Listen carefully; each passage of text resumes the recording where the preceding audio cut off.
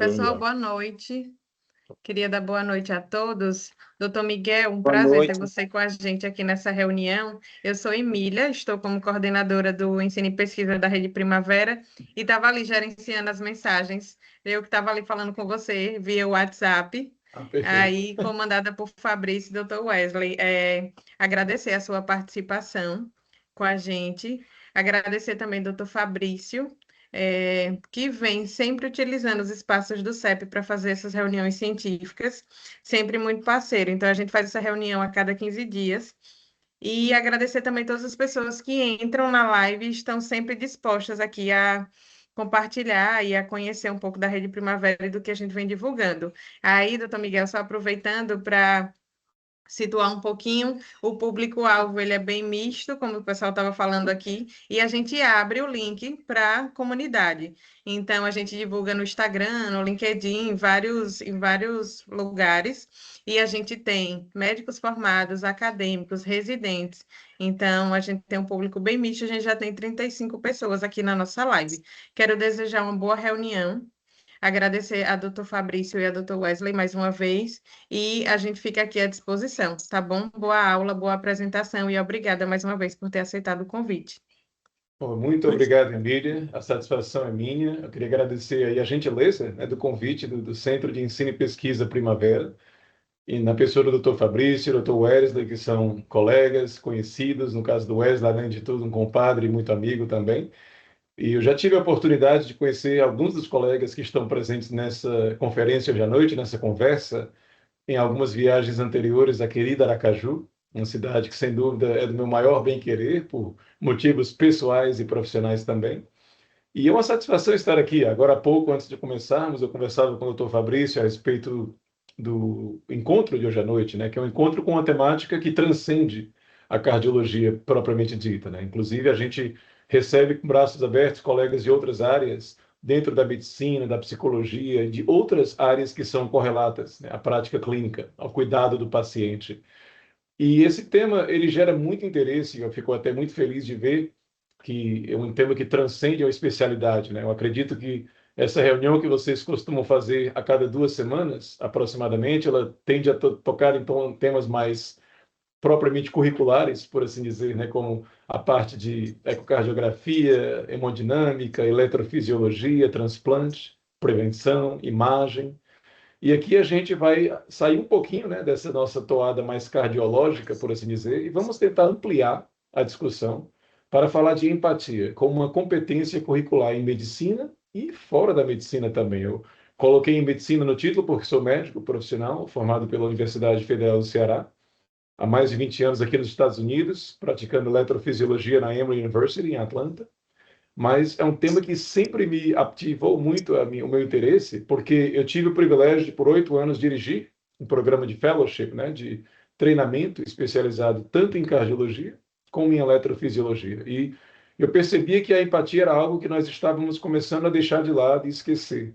A gente começou a cuidar do profissional médico de uma forma muito ampla, muito completa, inclusive competências como o cuidado do paciente, o conhecimento médico, a prática sistemática, né, o melhoramento da prática sistemática, porém a gente começou a deixar o lado humano de lado. E isso começou a custar caro. E ao longo dessa nossa conversa de hoje à noite, eu quero que a gente tente refletir, dialogar. Isso não é uma palestra nem uma aula, né? É um colóquio, é um diálogo. Eu gostaria muito de ouvir a posição de vocês, tanto durante como depois da apresentação dos slides, que estão aqui apenas como pano de fundo, né? O que mais importa é a nossa discussão. Então, sem mais delongas, vamos em frente. Essa palestra ela foi apresentada já em alguns locais, com temáticas diferentes, com focos diferentes, com slides diferentes, mas abrangendo mais ou menos o mesmo núcleo, que é essa noção do treinamento de empatia, né? Empatia é uma competência que pode ser ensinada, aprimorada e avaliada.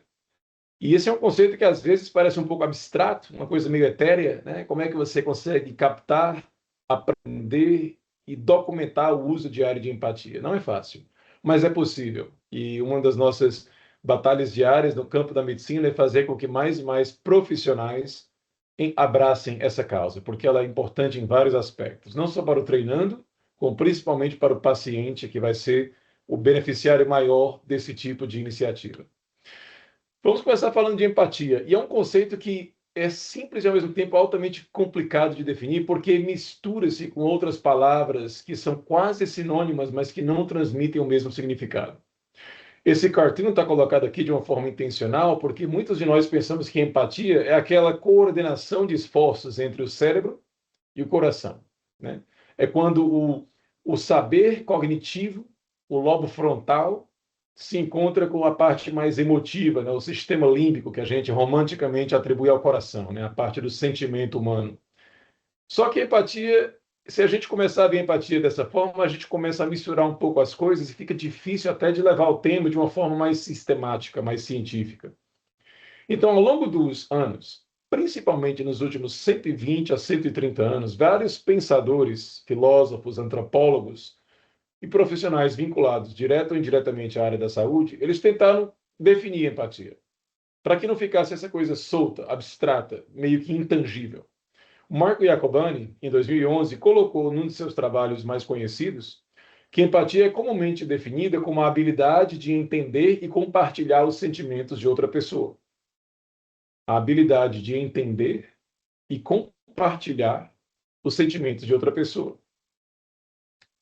Alguns de nós concordam, outros ficam pensando, será que isso captura realmente o sentido da empatia?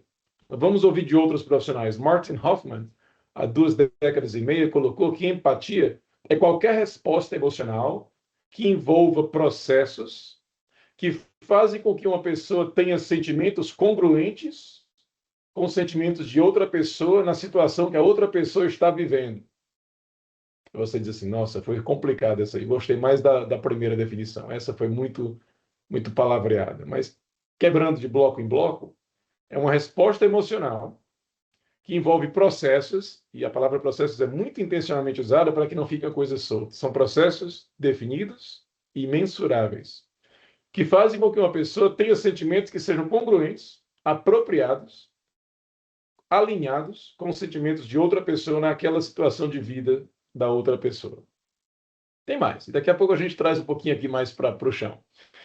O termo empatia, para quem gosta de etimologia, né, da origem das palavras, ele foi originalmente introduzido na língua alemã, né, Einfühlung. Einfühlung é uma palavra dupla, combinada, alemã, que é Einfühlung, que significa sentir em, sentir dentro, sentir com, que é mais ou menos aquela ideia de compartilhamento de sentimento. Sentir com, sentir dentro. No inglês, feeling into. Compartilhamento de sentimentos, de sensações. Então, para os filósofos e cientistas empatistas, né, ou empatas, né, não tem uma palavra legal em português que eu tenha conseguido descobrir. Fiquem à vontade para me educar, porque a gente usa no inglês o empathist, né? Mas os empáticos, ou os empatas, né, os filósofos e cientistas que fizeram desse tipo de conhecimento, basicamente, a sua carreira profissional, e aqui são alguns deles, Lotz, Lipps e Lee. O Lotz é um dos que eu recomendo você dar uma olhada, porque a obra é bem acessível para pessoas leigas como nós, que não nos formamos em filosofia, né? Na maioria de nós eu sei que não fez essa formação de uma forma mais profunda, mas eles diziam que sentimentos eram um método de entendimento e não a coisa a ser entendida. Eles começaram a tentar distanciar empatia de sentimento, porque senão ficava uma misturada complicada. Então, os sentimentos não eram, eles eram um método para você entender a outra pessoa, e não a coisa que precisava ser entendida. Edith Stein, uma pensadora muito conhecida do tempo mais contemporâneo, colocou que é uma experiência de consciência à parte, consciência estrangeira, consciência alheia. É você basicamente fazer da sua consciência a consciência da outra pessoa e vice-versa num período de tempo limitado. Vamos tentar simplificar um pouco, porque essa é a hora dessa conversa, desse diálogo, que o palavreado começa a ficar meio confuso. O que é que empatia não é? Empatia não é um sentimento, não é pena, não é preocupação. Eu sei que às vezes a gente fala isso e sou um pouco duro, sou um pouco até distante do que a gente considera que empatia deveria ser, mas do ponto de vista científico, empatia não é pena e não é preocupação. Ter empatia não significa ter pena de alguém ou se preocupar com alguém. São coisas importantes. Você ter aquele sentimento de compaixão é fundamental para o ser humano, principalmente para o clínico, que lida com pacientes de dia e de noite. Mas isso não é empatia.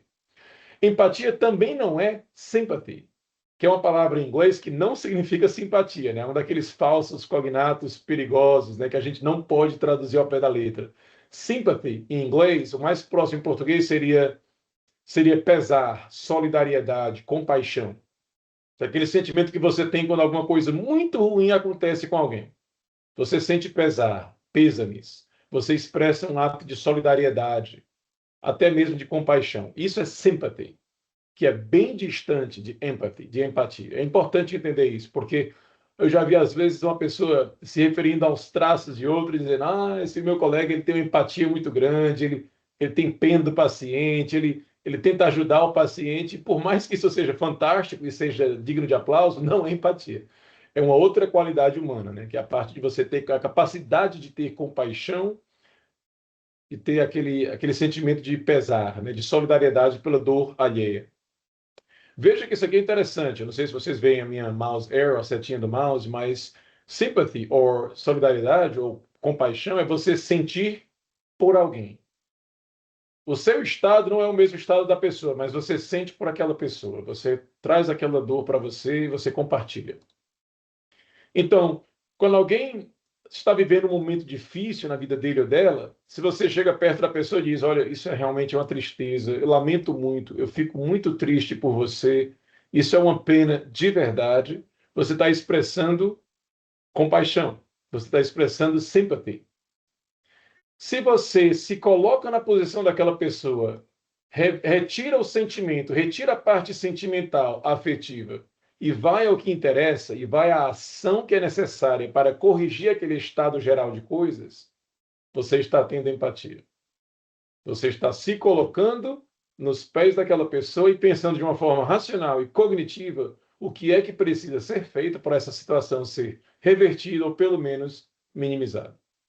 Então, quando você para pensar assim, é menos sentimento e é mais ação.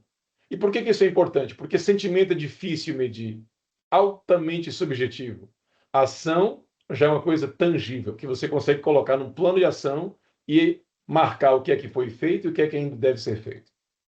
Então, tentando sumarizar, porque é uma distinção importante. Eu acho que algumas pessoas nessa conversa hoje talvez até possam compartilhar seu sentimento e dizer o que é que você achava que era ou que não era, porque é algo que eu vinha descobrir de uma década e meia para cá, quando eu me tornei diretor do programa de treinamento em cardiologia, e percebi que eu precisava me aprofundar nesse tema, porque meu treinamento era mínimo nesse assunto. Então, empatia é conexão, tomar a perspectiva do outro, evitar julgamento, não há espaço para julgamentos na expressão de empatia, reconhecer emoções nas outras pessoas, manter um senso de proximidade, mas a nossa resposta quase nunca vai fazer alguma coisa melhorar automaticamente. A conexão é que melhora. É um negócio interessante. Você não tem aquele poder mágico de fazer com que a pessoa que perdeu o emprego, que foi diagnosticada com câncer terminal ou que perdeu um ente querido, com que aquela situação seja revertida. Mas a conexão que você cria, se verdadeira, sincera e se é travestida de empatia e de ações que se refiram à empatia, aí você consegue fazer a diferença. O sentimento de pena, de compaixão, ele é um pouco desconectado. É você estar aqui e dizer: eu tenho tanta pena daquela pessoa que foi atingida por um terremoto na Venezuela, eu tenho tanta pena daquela pessoa que foi atingida por um tsunami na Tailândia, mas você está desconectado, você não está em condição plena, e nem é culpa sua, é um fato da vida, de se colocar na situação daquela pessoa. Então você entende que há uma coisa ruim acontecendo, mas você não consegue realmente relate, você não consegue estar completamente a par do que está acontecendo. E uma coisa interessante, eu convoco vocês a fazer essa reflexão.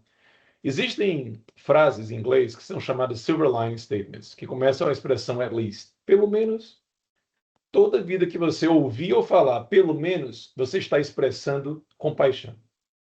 Pelo menos você não perdeu a sua outra perna naquele acidente horrível que resultou na amputação da perna direita. Pelo menos você manteve as suas faculdades mentais se aquele AVC te deixou paraplégico. Pelo menos esses são sentimentos bonitos, principalmente se forem sinceros, né? Mas são compaixão, solidariedade, pena. Toda vida que alguém falar, pelo menos, numa intenção boa, não estou falando que isso é ruim, ou errado ou fora de foco. É fundamental. Nós, como seres humanos, precisamos, obviamente, de ter esse sentimento também. Mas você mantém distância. Quando você tem pena de alguém, quando o que move o teu coração a fazer uma doação para as vítimas do câncer é pena, você mantém uma certa distância. A sua doação é válida, o ato é bonito, digno de aplauso, mas não é uma expressão de empatia. Só para diferenciar uma coisa da outra. Vamos falar um pouquinho de pesquisa. Em 2013, houve uma revisão sistemática com intenção meta-analítica de 7 estudos, envolvendo cerca de 3 mil e poucos pacientes e mais de 200 médicos. E percebeu-se nesse estudo, ou nessa meta-análise, eu deveria dizer, que já data de um pouco mais de 10 anos de publicação, que havia um relacionamento direto entre empatia na comunicação entre o médico e o paciente e aqueles marcadores de sucesso terapêutico, incluindo a satisfação do paciente, a aderência ao tratamento, nível de ansiedade e desconforto, os outcomes, né, os resultados, tanto diagnósticos como clínicos, e o sentimento do paciente de ter autonomia, independência e capacidade de cuidar de si próprio, de promover o seu bem-estar físico, mental e social. Então, agora a gente está começando a falar de medidas, né? Coisas que são mais ou menos mensuráveis, umas um pouco mais subjetivas, outras um pouco mais objetivas. E essa meta-análise mostrou que havia uma relação. Veja que eles foram cuidadosos, eles não falaram em causa e efeito, eles usaram a palavra relationship, relação, de uma forma bem intencional. E vamos falar um pouco sobre isso. Em 2008, Kapchuk, em Harvard, ele produziu o seguinte estudo. Ele colocou alguns pacientes que tinham síndrome de colo irritável, né, Irritable Bowel Syndrome, e colocou esses pacientes para receber a terapia de acupuntura, que à época, em 2008, não estava nos guidelines de Irritable Bowel Syndrome. Era uma terapia considerada experimental. E ele percebeu que os pacientes que estavam recebendo o cuidado tradicional, que estavam à espera de entrar na sessão de acupuntura, eles informaram uma melhora nos sintomas de 28%, ou seja, só em estar a par da possibilidade, já houve uma melhora, né? O chamado efeito placebo, talvez. Uma visita clínica limitada, que foi aquela visita número 1, ele tinha uma sessão de acupuntura, uma, e nada mais.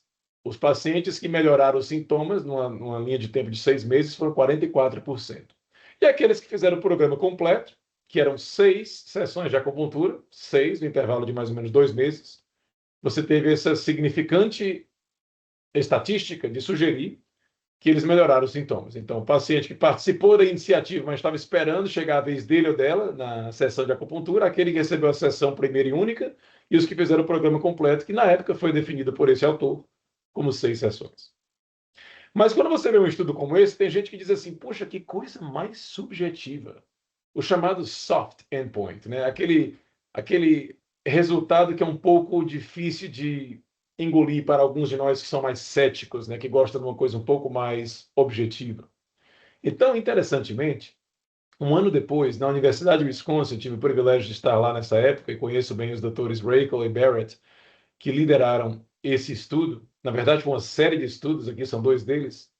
Eles perceberam que nas visitas clínicas, onde havia um esforço intencional do clínico, geralmente o médico, mas às vezes era um physician assistant ou nurse practitioner, né?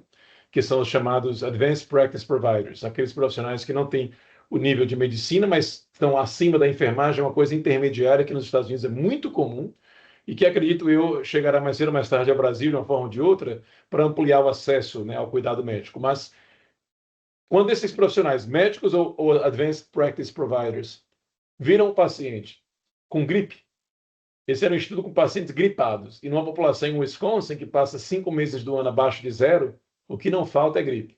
É uma amostra clínica abundante. Então, eles pegaram uma massa de pacientes e mediram os níveis de interleucina 8, interleucina 8 e neutrófilos, em resposta à injúria gripal, né, ao vírus da gripe. E eles perceberam que houve uma diferença notável, como vocês podem ver por esse tipo de demonstração gráfica, entre os pacientes que receberam a chamada visita perfeita, e eu sei que é uma palavra interessante, né? O que é que você chama de perfeita? Eu vou já falar um pouco mais sobre isso. Os pacientes que receberam uma visita imperfeita ou aqueles que foram tratados em casa, pelo telefone.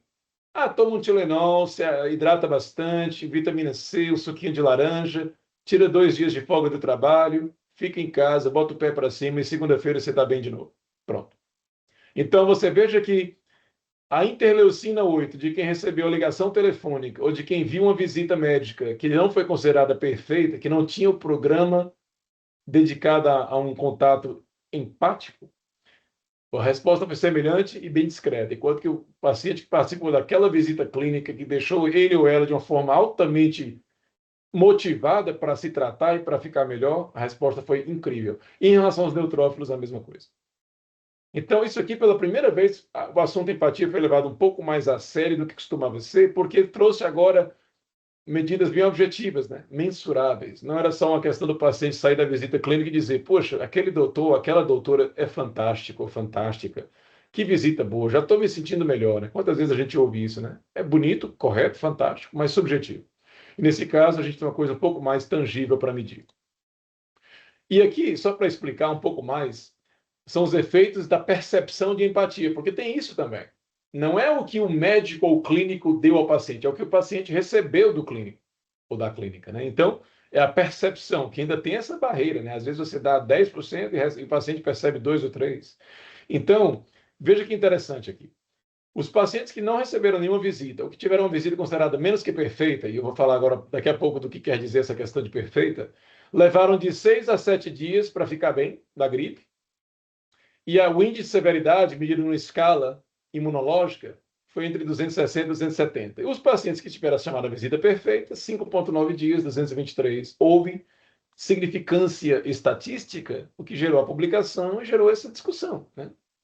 A gente sabe que se esse não tivesse sido o resultado, é possível que esse estudo jamais merecesse ser discutido na sessão aqui do CEP Primavera, de hoje à noite, né? Mas, de fato, merece atenção. E há quem diga que baixar de 7 ou 6 dias para 5,9 talvez não faça tanta diferença, mas se você multiplicar por dezenas de milhares de trabalhadores que pedem um dia a mais de folga, né, por causa daquela gripe forte, a diferença, o impacto socioeconômico é enorme, né? Porque aí são menos pessoas em casa sem trabalhar, são menos crianças que estão perdendo aula na escola, existe uma série de fatores sociais consequentes a esse um dia que você economiza de doença, né, por assim dizer, que permite a pessoa se restabelecer de uma forma mais acelerada, ainda que seja apenas por questão de um dia ou um dia e meio. Esse era o questionário que eu queria falar. Então, basicamente, para a visita ser perfeita, você tinha que receber very good or excellent nesses critérios aqui. Então, essa foi a chamada visita clínica perfeita. Era o paciente que recebia esse questionário e colocava que todos esses 10 critérios foram excelentes ou muito bons. Se tivesse um critério que fosse bom, essa visita era considerada menos que perfeita. Então, de certa forma, houve um certo rigor, né? Não foi uma coisa meio que arredondada para cima. If anything, né, foi arredondado para baixo. Então, veja, o médico ou o clínico, lembra que aqui havia profissionais também não médicos, fez você se sentir à vontade, deixou você contar a sua história, escutou de verdade, em vez de ficar digitando no computador, fingindo que estava escutando e falando, aham, sei, tá, aquela coisa bem, né, bem informal, bem mecânica. Se interessou em você como uma pessoa como um todo, ou só focou na sua orofaringe, né, na sua nasofaringe, entendeu suas preocupações, mostrou cuidado e compaixão, e olha só, né? Olha a compaixão como parte de um processo que conduz à avaliação da empatia do profissional, né? Foi positivo, otimista, como se diz, explicou as coisas de forma clara, deixou você assumir o comando da situação, lhe empoderou a você ter aquela noção do que precisava ser feito daquele momento em diante e construiu um plano de ação com você. 10 critérios, eu acho que nós concordamos com quase todos eles, se não todos. Não acho que tenha alguma coisa aqui que seja um pouco irreal ou surreal. E, de certa forma, acabou gerando uma barra elevada, né? Um sarrafo alto, como a gente diz no Brasil, para que essa visita fosse considerada, entre aspas, perfeita. Mudando só um pouquinho de assunto, mas sem perder o fio da meada, vou dar só uma olhada aqui na hora para não ficar muito longo, e até aqui tudo bem. Esse é um gráfico que sempre me preocupou. Também nessa mesma época, vocês já devem estar fazendo aquela dedução, foi nesse período que eu resolvi abraçar essa causa, 2007, 2008, quando eu estava terminando o treinamento em fellowship e assumindo o programa, né, de treinamento dos treinandos, tanto residentes como fellows. E a gente percebeu que esse pessoal estava sofrendo. Na faculdade de medicina nos Estados Unidos são 4 anos. A gente sabe que aqui no Brasil são 6 anos, né, saindo já do ensino médio. Aqui nos Estados Unidos, você sai do ensino médio e vai para o college, né, o pre-med, pré-medicina, por assim dizer, são 4 anos. E curso de medicina são 4 anos, de fato, fazendo 4 mais 4, 8. Só que, para trazer um paralelo, eu me formei no Brasil, a maioria, se não todos aqui nessa ligação também. Então, o seu primeiro e o segundo ano no Brasil correspondem mais ou menos ao M1. O seu terceiro e quarto anos, aproximadamente ao M2. E os seus anos clínicos, né, à beira do leito, que geralmente é o quinto e o sexto, geralmente no Brasil, seria o M3 e o M4, aqui nos Estados Unidos. Então, esses 2 primeiros anos são mais teóricos, tem, obviamente, exposição ao paciente, mas de forma limitada. Terceiro e quarto ano, você está cuidando dos seus pacientes de forma semi-independente, sob a supervisão de um residente e de um attending physician, né, um médico já formado, já bem treinado e competente no assunto. E veja como a empatia desses estudantes caiu de forma perigosa ao longo desses 4 anos. Basicamente, essas pessoas chegaram cheias de aspirações e sonhos e alegrias e otimismo, e a vida foi calejando de uma forma negativa. Veja que alguns desses profissionais, se você olhar aqui, o triângulozinho aqui, mulheres que não faziam parte de especialidades core. Core specialties nos Estados Unidos são clínica, cirurgia, pediatria, ginecologia, obstetrícia e psiquiatria, que são as core, né, as principais. Todas as outras especialidades, cardio, pneu, reumato, cirurgia plástica, reprodução feminina, tudo isso aí, toda essa parte é considerado non-core. E veja que essa turma estava sofrendo. Esse grupo aqui, e esse grupo aqui, por exemplo, estava indicando índices de empatia baixíssimos, perigosos, porque a gente vai começar a entregar pacientes para essas pessoas aqui. Não são os M1s e M2s que vão atender os pacientes, são os M3s e M4s. E que número será que essas pessoas vão ter durante a residência? Será que a coisa melhora um pouco e dá aquela elevada no astral, ou a coisa continua nesse ritmo perigosamente pessimista? Outra coisa, nós, nessa ligação aqui, nesse colóquio de hoje à noite, nós vamos um dia, se Deus quiser, chegar nos 60, 70, 80 anos. Nós seremos tratados durante a nossa velhice por profissionais que estão na faculdade de medicina agora. Então, essa turma aqui, que estava se formando ali em 2008, 2009, hoje em dia, onde eles estão? Já fizeram residência, já fizeram fellowship, estão trabalhando. Talvez cuidando de você, de mim, dos nossos filhos, né? Então, é uma coisa bem palpável, bem real. E percebeu-se que o ensino médico americano, nesse sistema de 4 anos, do 1 ao 4, estava amputando, dilapidando a empatia que a pessoa trazia consigo pela sua personalidade, pela sua experiência, pelas suas exposições. Então, nós tivemos uma ideia. 10 anos depois, levou bastante tempo para a gente conseguir transformar a teoria em realidade. Na Universidade de Wisconsin, no Departamento de Medicina. Durante a primavera, nós submetemos em 2018 uma grant, né, uma petição para financiamento da nossa pesquisa, que foi aprovada em junho. Eu me surpreendi com a velocidade de aprovação. Nos Estados Unidos, assim como no Brasil, certas coisas demoram mais do que deveriam. E às vezes aqui, quando você tem uma ideia interessante, original, e você quer transformá-la no ensaio clínico, por exemplo, e você pede financiamento, seja público, privado ou misto, às vezes você tem que esperar 9 a 12 meses por uma resposta positiva ou negativa. Nesse caso, parece que esse tema foi quente o suficiente, né? Hot topic, como eles dizem por aqui, que a aprovação foi realmente relâmpago. A gente estabeleceu uma parceria com um grupo de cuidados paliativos, que era o grupo que tinha maior experiência e competência para falar sobre empatia. Então, foi a especialidade de medicina paliativa que foi a nossa parceira nessa busca, porque lembre, nós éramos cardiologistas, ainda somos, nosso conhecimento sobre empatia era mínimo, se algum. Então, a gente trouxe os experts, né, para nos ensinar um pouco mais. Nós primeiro treinamos os treinadores, né? Nós selecionamos 10 colegas do Departamento de Medicina, da Divisão de Medicina Cardiovascular, 7 médicos e 3 enfermeiras praticantes, né, aquele nível acima da enfermagem propriamente dita, a nurse practitioner. Isso foi feito no inverno de 2019. E aí, durante a primavera de 2019, lá em Madison, nesse centro chamado Pyle Center, que é uma área bastante boa para pesquisa de campo, nós fizemos simulações com atores treinados em cenários de vida real, treinando 17 fellows, né, que abrangiam áreas como medicina cardiovascular, cardiologia intervencionista, eletrofisiologia, insuficiência cardíaca e transplante. Então, uma turma bem variada. Todo mundo cardiologista, era denominador comum, mas subdivididos nestas áreas específicas diferentes. Depois de participar nessa workshop, E esse workshop foi bastante longo, era mais de um dia e meio de treinamento intensivo, havia uma parte teórica, terapia de grupo, parte prática, e isso, como vocês podem imaginar, gerou bastante investimento de tempo e dinheiro para poder acontecer, né? Porque a gente está tirando médicos ocupados da sua vida, do seu ganha-pão, então a gente teve que fazer uma equivalência não só financeira, como também de tempo.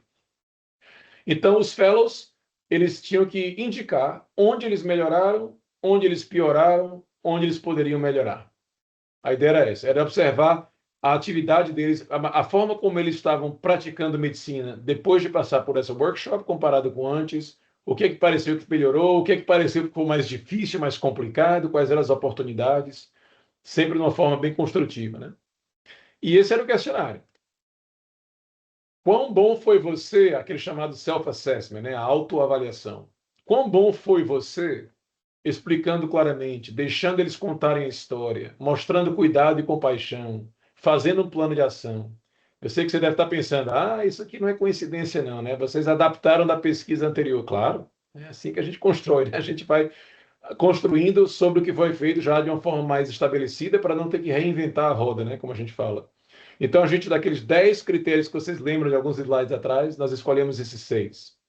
Ia de pobre a excelente. E nós encontramos diferenças estatisticamente significantes em todas essas mudanças, exceto por mudar o seu plano de comunicação com o paciente em tempo real. E esses foram os nossos resultados, pré-teste, pós-teste. O pré-teste e pós-teste foram separados, não foi uma coisa 2 dias depois, porque você tem aquele recall bias, né? A gente queria que as pessoas fossem o mais transparentes e idôneas possível, e para poder ajudar a pessoa a ser idônea e correta e acurada, você tem que espaçar um pouquinho a pesquisa, senão a coisa fica com o chamado recall bias, né? O viés de memória. E você veja que houve significantes aumentos em todas as áreas, exceto nessa aqui, que foi mudando o seu plano de comunicação em tempo integral, em tempo real. Essa diferença não foi considerada estatisticamente significante, todas as outras o foram. E a gente perguntou para os fellows, valeu a pena isso aqui? O que é que você aprendeu? O que é que ajudou? E eles colocaram várias respostas. Eu tentei selecionar as principais aqui, as que eu achei que foram mais impactantes para mim, pelo menos, e para outros colegas, quando a gente fez essa seleção. Um deles foi que eles falaram que eles se tornaram um pouco mais intencionais sobre o silêncio. Nós temos um defeito terrível que a gente tem que falar o tempo todo. O paciente está falando, aí tem aquela pausa, a gente diz assim, mas pelo menos a gente tenta, né? Aquela coisa, ela tenta dizer alguma coisa. E o silêncio, ele às vezes é importante, né? Quantas vezes você já não ouviu falar que às vezes a pessoa só quer desabafar, só quer a sounding board, né? Aquela tábua de ressonância. E a gente às vezes tem que ser intencional, deliberadamente intencional sobre o silêncio. Outra, às vezes não tem resposta boa. Às vezes não há. Isso para pessoas que são irresistivelmente otimistas é difícil aceitar. Porque você quer sempre trazer, mas aí pelo menos você consegue caminhar 5 minutos por dia, né? Melhor do que aqueles 10 que você não consegue por causa da falta de ar. Uma vez mais, isso não é errado. Eu não estou dizendo que falar isso é errado de forma alguma.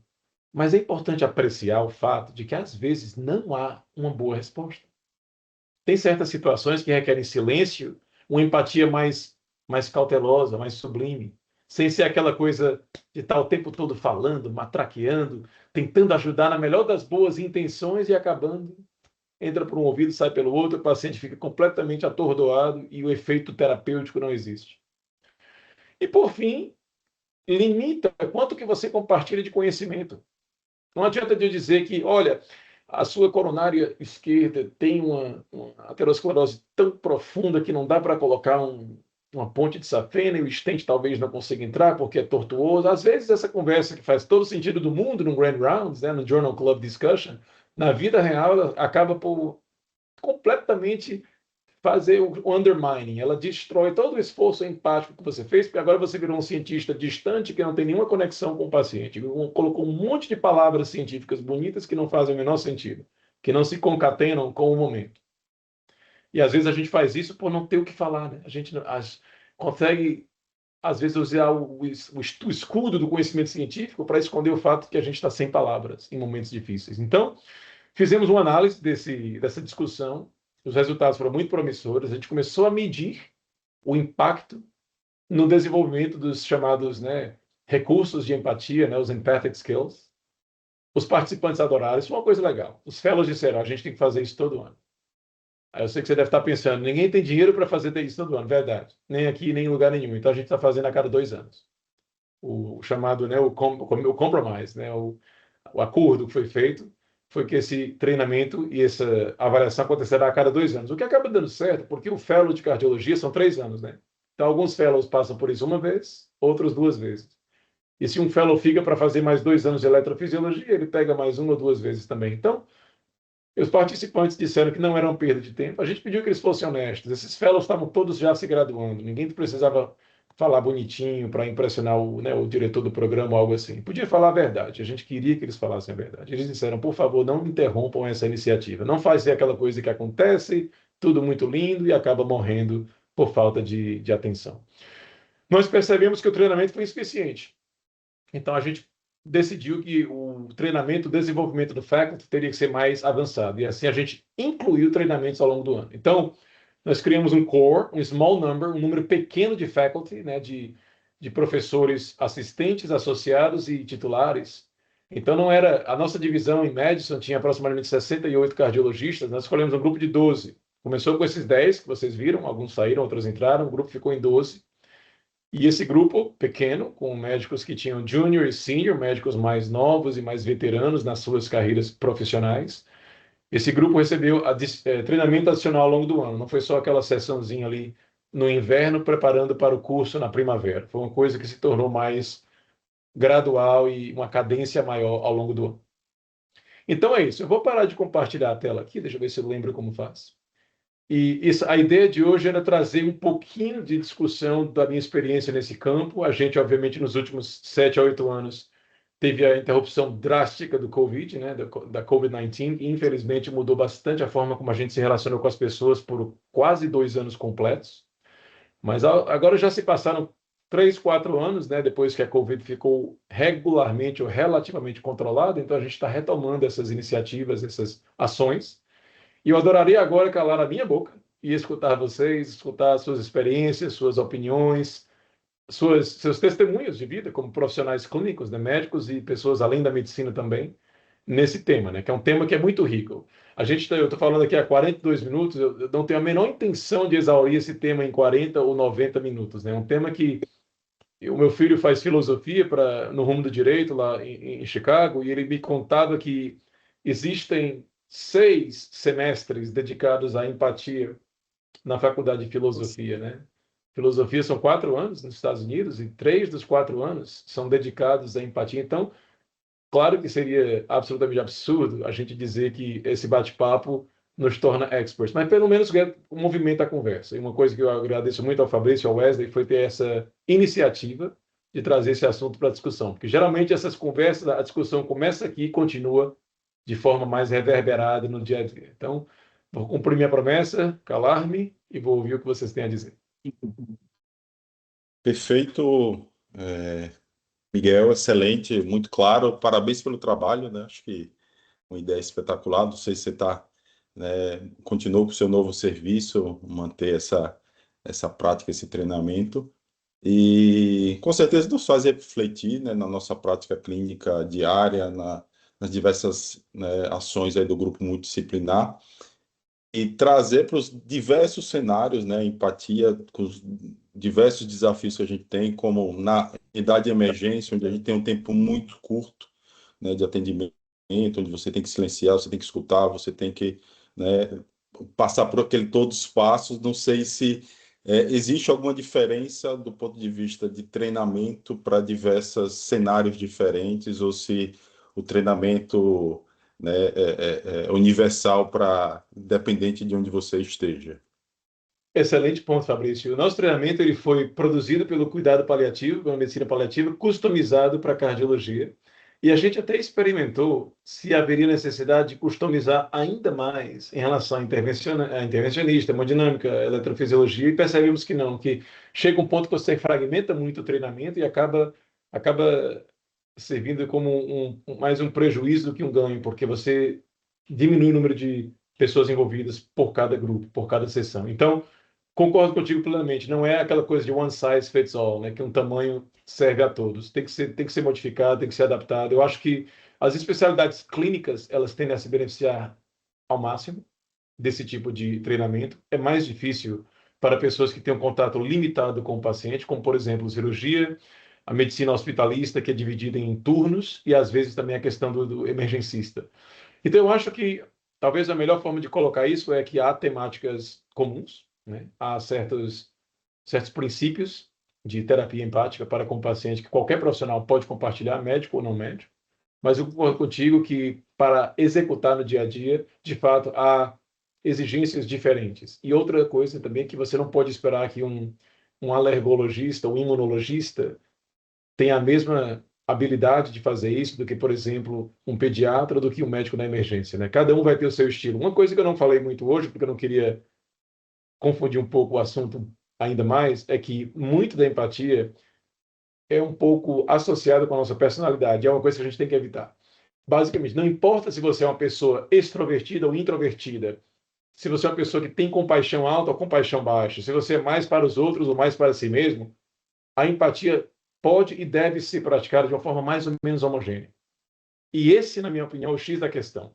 É você treinar os seus residentes, os seus fellows, os seus estudantes, ou nós mesmos como profissionais formados, né, com a terapia, com a carreira já em curso, é fazer com que nós tenhamos essa noção de que eu não posso usar uma desculpa ou outra para ser mais ou menos empático. Eu posso ter menos compaixão, tá? Aí depende da personalidade de cada um. Vou dar um exemplo. Uma tragédia acontece, como por exemplo aquele caso em Brumadinho, Minas Gerais. A gente não pode exigir que todo mundo vai reagir da mesma forma, que vai doar a mesma quantidade de dinheiro. Cada um faz o que o seu coração lhe sugere fazer, seu cérebro também. Mas a empatia é diferente. A empatia ela não deve ser tão amarrada à personalidade. Ela pode ser ensinada a qualquer pessoa de uma forma mais ou menos mensurável, mais ou menos com rigor científico, como a gente tentou mostrar, e ela deve ser adaptada a cada especialidade de acordo com a experiência e o tempo que cada um tem para com o paciente, né? Perfeito. E nos currículos, vou passar depois a palavra aqui para o Wesley, Silas, e tem algumas perguntas. Nos Estados Unidos já é uma matéria dentro da grade curricular das universidades, Miguel? Boa pergunta. Sou em Wisconsin, hoje já é, graças a esse nosso pequenito esforço lá de 2018, já estamos com 8 anos. Como eu falei no começo, para quem chegou depois, eu tive o privilégio de trabalhar lá na Universidade de Wisconsin por 15 anos, e há 5 anos me mudei com a família para Atlanta, aqui na Emory University, e a gente está começando agora aqui, Fabrício, porque a pandemia obviamente nos paralisou por 2 anos, mas agora a gente está começando a fazer o mesmo processo, sem querer inventar do zero, é quase copiar e colar, com a diferença que a Emory é maior, é uma universidade maior, mais ampla, do que a Universidade de Wisconsin. Então, os nossos números serão um pouquinho maiores, tanto em relação aos treinadores como aos treinandos. Mas, respondendo a tua pergunta, ainda não é obrigatório, ainda é opcional. No Accreditation Statement, né, na declaração de termos para treinamento em cardiologia e nas subespecialidades dentro da cardiologia, é enfatizado, é encorajado, mas ainda não é obrigatório.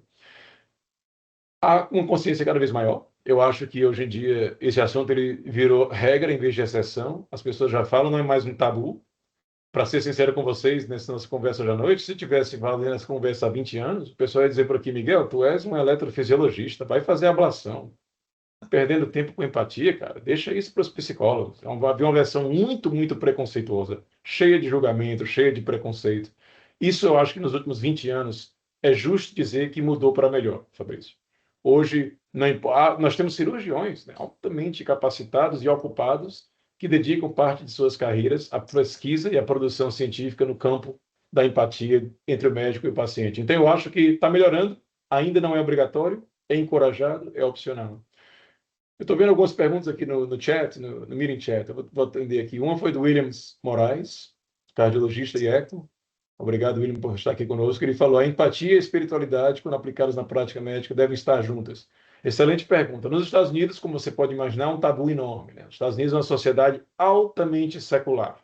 Altamente secular. Então, você quase nunca insere espiritualidade na prática médica.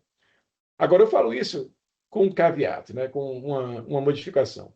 Eu sou brasileiro, né? Nós temos uma forma bem latina, bem cultural de nos aproximarmos com o paciente. Então, quando eu tenho um paciente, por exemplo, eu vejo meu dia de clínica, vamos dizer que eu tenho 20 pacientes para ver, e 4 são hispânicos, 2 brasileiros, um mexicano, um costarriquenho.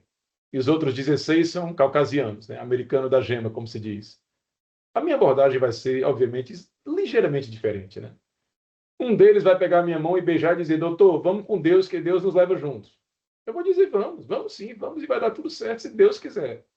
Com o americano, ele vai dizer, doutor, quando é que a gente marca esse procedimento? Terça-feira, 2 da tarde, estarei aqui. Então, a dose de espiritualidade que você insere no encontro, ela é altamente variável e aqui ela é considerada muito, muito cautelosa, porque a sociedade americana é secular. Você não deve jamais propor espiritualidade. A princípio, você recebe o contato do paciente e responde de uma forma adequada, proporcional e apropriada. Mas a empatia deveria estar sempre presente. Então, a minha resposta, na realidade norte-americana, a empatia deveria estar sempre presente, a espiritualidade em casos bem selecionados. Luiz Flávio fez um comentário aqui, vê a importância da empatia sendo demonstrada, é um oásis na formação médica atual. Concordo contigo, Luiz, e como falei para o Fabrício, o fato de vocês, do Centro Primavera, terem escolhido esse tema para a gente dialogar já diz muito. Vocês podiam estar falando aqui sobre o Watchman Device para fechar a apêndice atrial esquerda, né? Mas a gente resolveu trazer para um tema mais amplo e bem mais abrangente. Pronto, acho que eu zerei a chatbox por enquanto. Acho que o Wesley levantou a mão, depois Silas. Wesley. Parabéns, Miguel. Parabéns, Fabrício, primeiro, né, que teve essa ideia. E o Miguel que deu essa brilhante aula, né? E é muito impressionante, porque Miguel é um cara em que faz ciência, membros de vários colégios, né? Já foi presidente da parte de eletrofisiologia se eu não me engano, do ACC, e foi um dos médicos que desenvolveu o marca-passo sem cabo, né? Acho que é leadless, né? Então, o Miguel, ele convive com a tecnologia, né, de uma forma impressionante, faz de tudo, faz extração de marca-passo, faz responsador, Então, e conseguir colocar essa competência técnica, a ciência em vigor e a tecnologia, e unir isso ao cuidado centrado no paciente, então você precisa de uma ponte, né, e uma ponte requer várias competências e uma das principais é a empatia, foi isso que você mostrou. E uma coisa que também eu percebo é que empatia requer tempo, requer investimento em tempo. E isso no dia de hoje é muito complexo, muito difícil, porque as coisas estão muito imediatas, né, Miguel? Às vezes o colega clínico precisa atender 20, 30 pacientes na manhã para ganhar um X valor pela consulta, porque ele já está pensando no salário mensal dele. Então, com certeza, essa consulta não vai ter qualidade. Uma coisa também que eu estava pensando, Miguel, e você, como brasileiro, e fez a UFC, né? E eu me lembro na faculdade, a gente aprendeu muita semiologia, a gente ia lá, examinava o paciente, tocava o paciente, fazia as manobras, 500 manobras para avaliar o baço, manobras para ver fígado, mas era tudo, eu peguei a fase que era tudo à mão, então a gente atendia o paciente, fazia aquela anamnese histórico de várias coisas, vacina, social e etc. Fazia pedidos de exames tudo à mão, entregava a receita e às vezes não explicava o paciente. Também isso é uma coisa que perde muito cuidado. Depois a gente passou por uma transição, né, Miguel, de prontuários eletrônicos, né? E os prontuários eletrônicos, eles geram muitos cliques e foram tirando um pouco esse olhar que a gente tem para o paciente, né? Aqui é um pouco diferente dos Estados Unidos, que a gente às vezes só conhece o paciente na hora, né? Às vezes primeira consulta, né? E a gente tem que analisar os exames, não olha muito para o paciente, aí examina, aí muitas vezes você encurta o tempo de exame físico, então, e o surgimento de exames de imagem sofisticados também reduziu a questão do toque, reduziu também o olhar.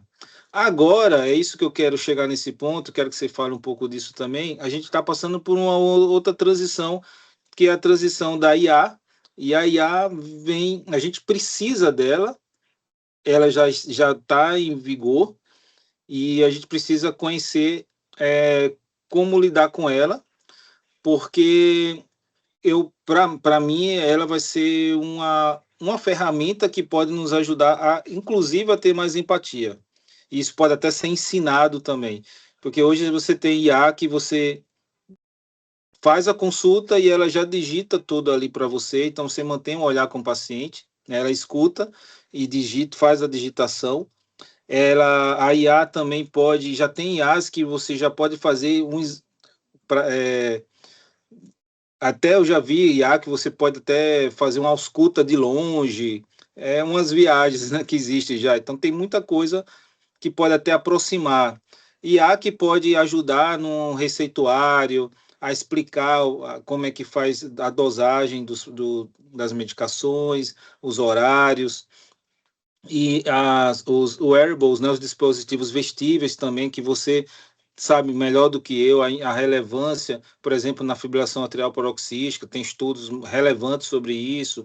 Então, a gente passa a ter um cuidado não só pontual numa consulta, mas um cuidado mais contínuo, né, Miguel? Então, a tecnologia, ela é uma ferramenta que apoia a empatia, a meu ver.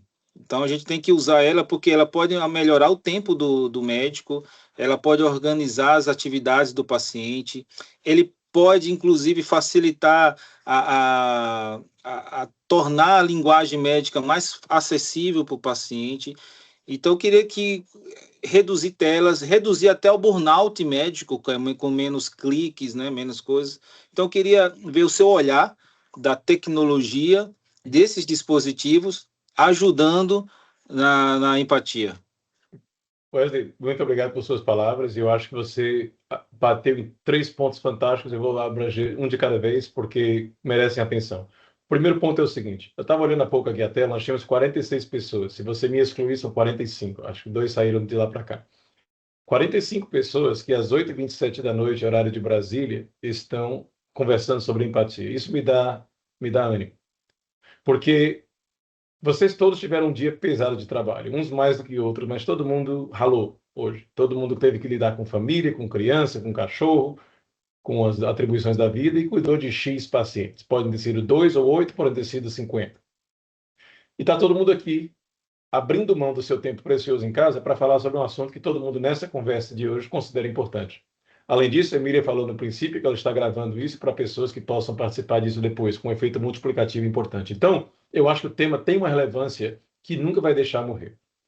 Haverá sempre aqueles champions, né? Aqueles campeões da causa que vão sempre movimentá-la. Toda instituição científica tem sempre 1, 2, 5 ou 12 colegas que vão tentar fazer com que isso seja uma prioridade. Então, eu acho que se a gente estivesse conversando hoje, tivesse 3 pessoas, eu, Wesley, Fabrício, talvez a Emília, mais um ou outro, a gente podia ficar um pouco desanimado e dizer, realmente não é um tema que tem apelo, mas tem, né? Esse número aqui na tela é a prova cabal disso. Então, isso me dá ânimo, sabe, Wesley? Isso me faz perceber que não importa quão ocupados nós sejamos, cá estamos nós, né? Com todas as nossas atribuições dessa quinta-feira, 6 de agosto, dedicamos 1 hora e meia a esse bate-papo agradabilíssimo e altamente investido, né? Não só de teoria, mas de prática, da vontade de fazer acontecer. Seu ponto número 2, como a gente mudou, né, da medicina baseada no toque para a medicina baseada nos cliques, né, na digitação. De fato é verdade, né? Eu acho que nós chegamos no pior momento acerca de pouco antes da pandemia, ali por volta de 2017, 2018, a gente praticamente estava passando 3 vezes mais tempo na tela do que na face do paciente. Ali foi o fundo do poço. E graças a Deus a gente está aos poucos saindo por conta exatamente do que você falou, da inteligência artificial. Na Emory já está com uns 3 anos que a gente não digita, né? Ou pelo menos digita o mínimo. A gente entra na sala, aperta o botãozinho de gravar, bate o papo com o paciente, olho no olho. O computador está aqui do lado esquerdo, só para olhar, quanto foi a fração de ejeção? Peraí, foi 45. Mas a conversa é aqui, olho no olho. E quando você sai da sala, em questão de 2 a 3 minutos, você recebe a nota gerada pelo computador. No começo eu tinha um preconceito enorme com isso, eu dizia, essa nota vai sair uma porcaria, não vai estar pé em cabeça, mas sai direitinho. E ela vai se acostumando com o seu sotaque, com a sua semântica, com a sua prosódia, com a sua ortoepia, com a forma como você conduz a linguagem falada, no meu caso aqui o inglês, às vezes o espanhol, raramente o português. Tem alguns pacientes brasileiros, a gente coloca lá português, ela já faz a tradução para o inglês. Mas concordo contigo, Wesley, veio para ajudar. Eu acho que veio numa hora fundamental. A gente estava começando a se perder completamente. A medicina baseada no prontuário eletrônico veio para ajudar, para trazer dados mais rápidos, mas nos tornou escravos da tipografia. Né? Nós viramos tipógrafos. A gente digitava, e digitava, e digitava, e digitava, e no final do dia seus dedos estavam mais cansados do que o seu estetoscópio, o que é absolutamente paradoxal. Então, eu concordo contigo demais. A gente viu isso acontecer. Todos nós que temos nessa ligação de hoje à noite entre 35 e 50 anos, nós vimos isso. A gente ainda pegou a época que você ordenava um eco aqui e acolá, para a época que você ordenava o eco para quem tivesse coração, para a época que a conversa era toda baseada no resultado produzido pelo computador, e agora a gente está tentando voltar. Eu acho que é uma hora de aproveitar. Esses wearable devices, esses vestíveis que o Wesley falou, fundamentais. Por quê? Porque eles promovem feedback contínuo ao paciente. Eu tenho programas no meu prontuário eletrônico que o paciente me manda a pressão arterial, a frequência cardíaca de, vamos dizer, 2 semanas. A minha enfermeira dá uma olhada, se tiver tudo bem, ela manda uma mensagem pré-escrita por mim que diz: beleza, exercício, 30, 45 minutos por dia, essa é a dieta, está fazendo de verdade ou não está? Estamos de olho, vamos lá. Você cria um vínculo que antigamente a gente não podia ter, porque você via o paciente 1, 2 vezes no ano e olhe lá. Agora a gente está vendo o paciente, entre aspas, o paciente sente a nossa presença na vida dele ou dela em relação ao cuidado médico constantemente. Então, há essa vantagem. Você tem que ser altamente inteligente em como você implementa isso na sua prática. Você tem que criar os macros, criar os autocomplete templates. Faz a coisa mais automatizada possível. Cuidado para não cometer erros, né?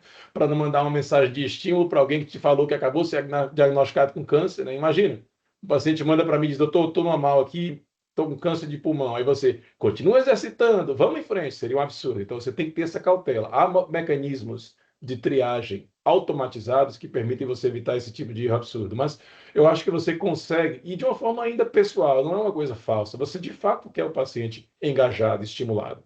E você tem as suas enfermeiras profissionais que trabalham com você para manter aquela linha de primeiro contato. Né? Então eu acho que através desse tipo de criatividade, com o escriba automático, né? O escriba automático da inteligência artificial, que aqui na Emory ela tem um programa, outras universidades têm outros, mas que realmente está bem desenvolvido já há pelo menos 3 anos. E com essa ênfase da no olho, né? As conversas são rápidas. Uma coisa que eu quero dizer a vocês é que nos Estados Unidos a gente também tem que ver um monte de gente. Né? A gente não tem tanto tempo. Eu sei que a gente tem mais tempo aqui do que no Brasil. Não vou ser falacioso e dizer que não. Mas ainda assim é uma visita rápida em termos gerais. Então você tem que ser criativo. Tem que usar aqueles minutos da forma mais prolífica possível. E uma coisa que a gente faz aqui, W, não sei se talvez seja igual no Brasil, e se for, vocês perdoem a minha ignorância, a gente faz a clínica no dia anterior, né? Então, eu vou ver 20 pacientes na terça-feira, eu dou uma olhadinha neles na segunda-feira, vejo aqui, esse aqui é o que casou no Colorado em dezembro, esse aqui eu faço aquela notinha de uma linha, né? Esse aqui foi o que estava esperando o teste nuclear em fevereiro, esse aqui foi o que a mãe faleceu ano passado, estava meio deprimida, e aí você começa a conversa com aquele contato, né? E aí, casou ano passado, como é que vai? O paciente olha para você, meu Deus, como é que você lembra? É aquela coisa mágica. E aí você usa os outros 18 minutos que você tem para falar da fibrilação atrial, para falar do apêndice, para falar da taquicardia supraventricular ou do marca-passo que foi implantado semana atrasada, porque você já amarrou, né, a empatia ao máximo. Você está compartilhando de uma forma visceral, você está conectado com o paciente. E outra coisa, tenta ao máximo, isso é difícil, muito difícil. Nas visitas complicadas, que a gente tem, né? 2, 3 vezes por semana, a gente tem aquelas que são duríssimas. Usar e abusar do silêncio, da calma, da cautela, e às vezes é aquela coisa de você compreender que não tem a solução perfeita.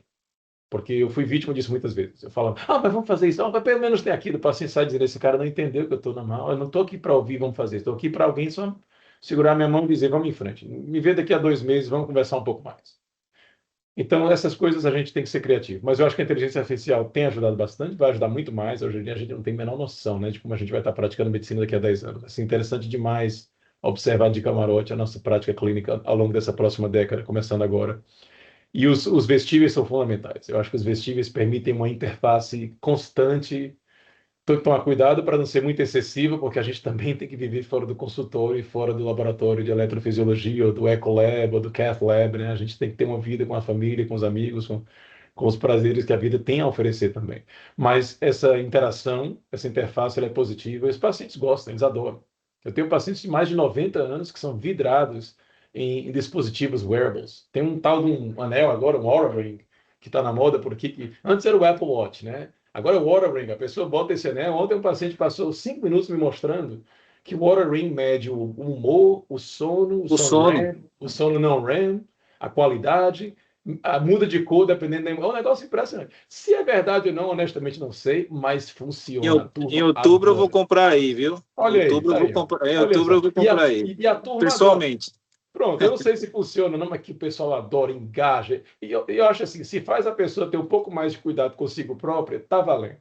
Tá valendo. Se ele tem condição de comprar, não sei nem quanto custa, mas se ele pode comprar, siga em frente. Dê a si mesmo um presente de Natal e vamos fazer o melhor possível uso desse dispositivo. Então, são muitas mudanças e a gente está aqui de camarote e, ao mesmo tempo, sendo agentes da mudança propriamente dita. Perfeito. Acho que Silas tinha levantado a mão. Silas, desistiu, passar para a Adélia. A gente também não prolongar muito. Se Não, deixar, a gente fica até só amanhã. rapidinho, cabeça. Eu cheguei a baixar a mão porque eu ia tocar primeiro parabenizar, Miguel, pela sua iniciativa. É muito bom, né? E aí eu vou puxar a sardinha. Tem que ser um brasileiro para falar de empatia numa sociedade americana, entendeu?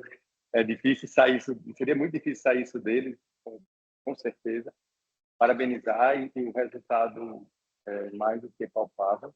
Eu ia citar o distanciamento que a gente está tendo do paciente, mas já foi bem abordado aí na conversa com o Reza. Ia falar também a questão do que, como você comentou, você ter profissionais participando de uma reunião científica que não está lidando com o resultado do exame, que não está lidando com patologia propriamente dita ou com, vamos dizer assim, a parte técnica, mas você vê hoje a gente conversando sobre cuidado voltado no paciente, segurança do paciente, como lidar com situações difíceis, como falar, né, falar sobre fatos difíceis, como lidar com informações difíceis para o paciente, e agora falar sobre empatia. Então, assim, eu acho que a gente realmente está começando a recobrar o verdadeiro sentido do cuidar, né? Não só aquela obstinação por curar, mas lembrar que a gente tem que cuidar, acima de tudo. Então, para não ser repetitivo, era só isso. Parabéns. Muito obrigado, Silas. Agradeço demais suas palavras e, de fato, ter sido uma jornada boa e gosto muito de ver vocês compartilhando aí dessa prioridade, né, na nossa prática. A Adélia é cardiologista, estuda muito espiritualidade. A Adélia vai falar. Eu tenho esse conflito de interesse aí, Miguel. Eu fiz meu mestrado em espiritualidade e resiliência em pacientes coronariopatas. Começamos em 2020, mais ou menos também ali no meio da pandemia, teve algumas dificuldades de coleta, mas no fim deu tudo certo. Aqui no Brasil a gente tem falado muito em espiritualidade, né? Mas o Departamento de Espiritualidade e Medicina Cardiovascular, a gente tem um departamento aqui dentro da Sociedade Brasileira de Cardiologia, ele tem tentado. A espiritualidade, na verdade, já é uma coisa muito difícil de se definir, porque você vai ter uma gama de conceitos que vão desde a simples crença em seres espirituais até, por exemplo, o que o Denka traz, que é o conceito de valores, valores mentais, valores morais, com que a gente lida com a vida, com o propósito de vida, com as nossas relações. Então, o Denka tem trazido esse conceito de espiritualidade que facilita muito nessa questão da quantificação, dessa mensuração, que às vezes é difícil, como você disse, quando é um sentimento, quando é uma coisa assim, é difícil de você mensurar, mas hoje a gente tem diversas escalas que ajudam a mensurar isso aí. Eu achei, assim, excelente a explanação. Não vou ser repetitiva de falar o que todo mundo já falou. Parabenizo também a Fabrício por tentar trazer esse tema, né? Não só as atividades, a gente tem tanta coisa científica para discutir e conseguir encaixar um tema desse é excelente. Mas uma das coisas que eu queria dizer, assim, que você falou bem aí, é que é uma habilidade, é um comportamento treinável. Independente de ser ligado à espiritualidade ou não, é uma habilidade treinável. Do mesmo jeito que ela pode ser destreinada, como aconteceu, né, com os estudantes que você foi mostrando ao longo da carreira, do tempo de evolução na medicina, na faculdade de medicina, ela também pode ser treinável, como outras capacidades, a capacidade de perdoar, enfim. Então, eu acho que é isso que importa. Então, se é uma habilidade, se é um comportamento que tem relação com desfechos positivos, né? E ela pode ser treinável, por que não a gente se voltar para isso, entendeu? Então, acho que é essa a mensagem mais importante que a gente tenta trazer aqui, né? Eu acho que assim, eu não sei, você está aí nos Estados Unidos, eu não sei, eu tenho visto algumas coisas assim em relação. Nos Estados Unidos ela é muito divulgada Na Universidade de Duke, a gente tem um psiquiatra, né, o Harold Kenning. Ele, inclusive, falava muito mais sobre religião. Aqui no Brasil, a gente tem trazido essa temática buscando mostrar as diferenças entre religião, religiosidade, espiritualidade sempre, né? Que a espiritualidade seria uma coisa muito mais abrangente nesse sentido. Mas tem alguns estudos que vêm evoluindo aí, eu acho que para mostrar que esse cuidado mais voltado para o paciente, como esse negócio que você falou, eu já faço há um tempo, né? Nunca usei como técnica, era uma coisa que foi intuitiva, antes mesmo de estudar a espiritualidade. Quem pega meus prontuários lá no HU sabe, várias vezes tem ali no cabeçalho, perdeu o filho há 3 meses, né? Casou, tá vivendo, tá desempregado, tá vivendo uma situação difícil familiar, tem um filho com dificuldades, com limitações que precisa cuidar sozinha. Eu sempre coloco algum tópico desse, porque eu acho que, como você falou, intuitivamente eu percebia que quando o paciente chegava e eu perguntava, isso aumentava, melhorava a relação médico-paciente. Então, eu acho que o objetivo maior é esse, né?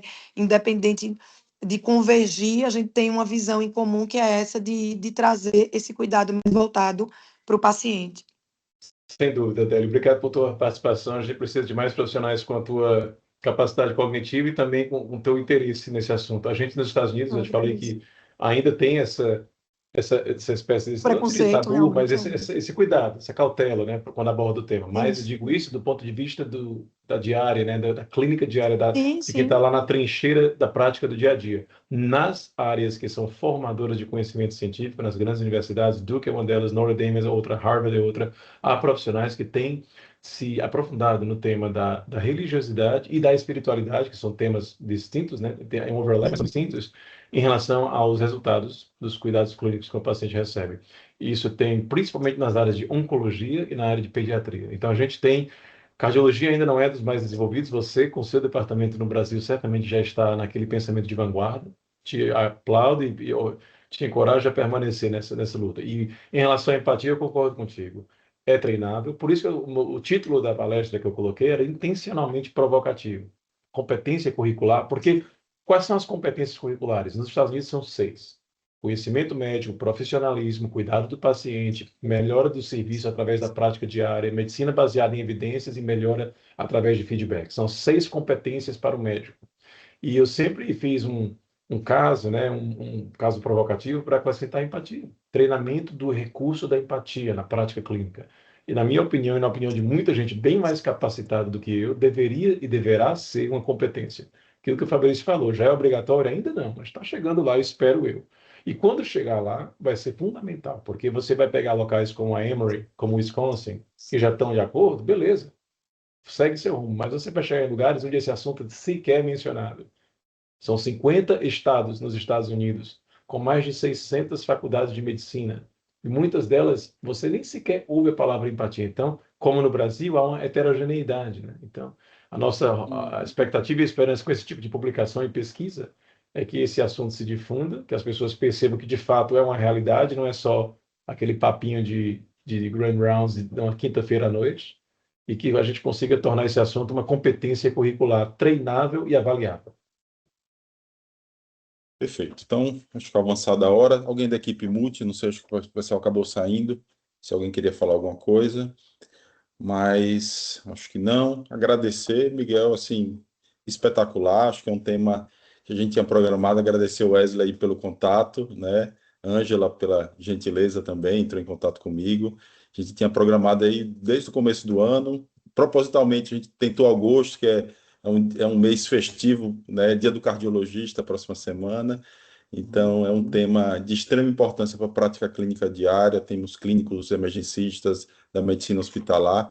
E hoje em dia, eu acho que não consigo imaginar, né, um atendimento sem empatia, um cuidado sem empatia. Então, é uma habilidade que a gente precisa trabalhar, precisa crescer, precisa treinar. Tem gente que tem, né, já, né, a maior facilidade, outros que precisam ter esse trabalho mais de maneira, né, rotineira, ou treinamentos rotineiros, isso a gente precisa estruturar e crescer.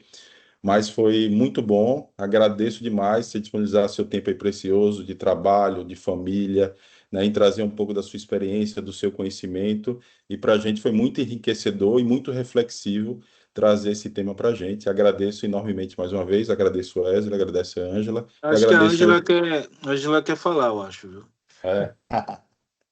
Não sei. Fabrício, eu sei que está todo mundo com sono, está todo mundo cansado já, viu? Mas já que você falou em equipe multidisciplinar, vamos falar também de muitas especialidades, né? Eu queria comentar que o que o Miguel falou assim, é um cerne de um questionamento que a gente tem junto dos residentes da endócrino, que é a gente ter a entrevista motivacional, que é um tanto quanto a empatia é a base dessa entrevista.